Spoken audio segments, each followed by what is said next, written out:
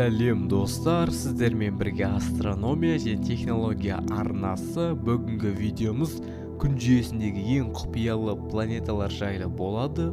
Жалпы күн жүйесінде 8 планета бар, олардың әрқайсысы өзіндік ерекшеліктерімен таңғалдырады. Алайда кейбір планеталардың ерекше құпияға толы, себебі олардың атмосферасы, орбитасы және табиғи құбылыстары түсініксіз болып қала береді. Осы мақалада күн жүйесіндегі ең жұмбақ планеталар туралы айтып беретін боламыз. Олай болса, біз әдеттегідей видеомызды бастаймыз. Меркурий күнге жақын, бірақ мұзды планета. Меркурийдің құпиясы күнге ең жақын орналасқанымен, оның полярлық кратерлерінде мұз бар. Меркурийдің түсіндірмесі: атмосферасы өте жұқа, сондықтан ол күндіз қатты қызады, бірақ түнде температура күрт төмендейді. Полярлы аймақтарында күн сәулесі ешқашан түспейтін жерлері бар, сондықтан мұз сақталып қалған. Меркурийдің басқа таңғаларлық фактілері: Меркурийдің өз магниттік өрісі бар. Бұл кішкентай планета үшін сирек құбылыс.